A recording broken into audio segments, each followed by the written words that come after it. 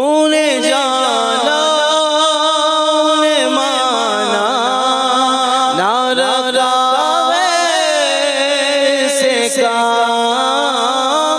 लिल्लाहिल हम्द में दुनिया से मुसलमान गया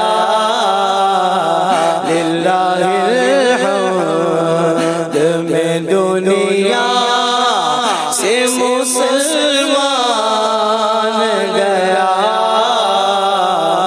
खास तौर पर इस शेर के हवाले से मैं आपसे ये सवाल करना चाहता हूँ कि उमूमी तौर पर इस तरह की बात होती है ना, अब चूँकि सैयद आला ज़ाहिरी तौर पर भी हयात हैं और आप लिख रहे हैं कि उन्हें जाना उन्हें माना ना रखा गैर से काम, इंशाअल्लाह मैं दुनिया से मुसलमान जाऊँगा, इस तरह की बात नहीं फरमाई आपने। यकीनन लिल्लाहिल हम्द में इंशाअल्लाह भी शामिल है, लेकिन यहाँ इस मकाम पर सैयद आला हज़रत ने ये क्यों इरशाद फरमाया, ये क्यों कहा कि लिल्लाहिल हम्द में दुनिया से मुसलमान गया? क्या इस मामले में इतना ही यकीन दिखाना है? ये इरशाद फरमाइए।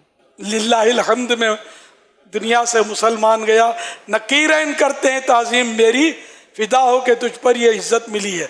अब नकीरैन की ताज़ीम का मौका तो कब्र में जाने से बाद ही आएगा, वो तो पहले जीते जी आप फरमा गए। तो ये सारी बातें हुस्न ज़न पर है। सरकार से मोहब्बत है मुझे तो सरकार मुझे तनहा छोड़ेंगे ही नहीं। यूँ सरकार से मोहब्बत है, सरकार से इश्क है, तो मेरे ईमान को इंशाअल्लाह कुछ नहीं होगा। लिल्लाहिल हम्द, उसी के लिए हम्द है, उसी की अल्लाह के लिए तारीफ़ है कि वो मैं दुनिया से मुसलमान गया। तो बात होगा ये कि माजी को हाल से मतलब बोला जाता है अशार में, बाज़ औक़ात मुस्तकबिल को हाल में कहा जाता है। अशार पढ़ने में ये आला हज़रत का कलाम है ना, इमाम का कलाम कलामों का इमाम है, तो इससे मतलब सीखने को मिलता रहता है। तो ये आला हज़रत ने लिखा तो कह सकते हैं कि इंशाअल्लाह मैं मुसलमान गया। तो बाज़ औक़ात ये माजी, और इसमें मैं आपको एक मिसाल दूँ, इहयाउल उलूम में इमाम गज़ाली रहमतुल्लाह अलैह ने फरमाया कि जिसने कल रोज़ा रखा था वो ये कह सकता है कि इंशाअल्लाह मैंने कल रोज़ा रखा था। रोज़ा उसी वक्त है जबकि अल्लाह की बारगाह में कबूल भी हुआ हो, इसलिए इंशाअल्लाह कहने में हर्ज नहीं है। ना रखा गैर से काम, इस पर भी कुछ कलाम फरमा दो। मतलब ये कि मैंने सरकार का जब दामन थाम लिया तो सरकार से कोई बड़ा है नहीं कि जिनका मैं दामन थाम, यहाँ जिन्हें ये ऐसे मौके, इसका मतलब नहीं गौस पाक का दामन हमने थामा तो हम गलत हो गए।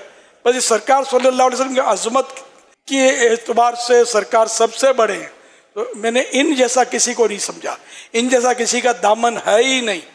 तो ये मतलब तावीलात तो समझ में आती है। गौस पाक का दामन भी हकीकत में सरकार का दामन है। हम गौस पाक को मानते हैं इसीलिए कि सरकार को मानते हैं, सरकार की आल है सल्लल्लाहु अलैहि वसल्लम, इसीलिए हमने जिसको भी माना इसी वजह से माना कि ये सरकार के। तो इनडायरेक्ट ये हुआ कि हम ने बस गैर से काम नहीं है, सरकार से, कि सब सरकार के। सादात किराम का एहतराम क्यों करते हैं? सरकार की औलाद है। अहले बैत से क्यों मोहब्बत करते हैं? सरकार की आल है। सहाबा से क्यों मोहब्बत करते हैं? ये सरकार की सोहबत याफ्ता ही।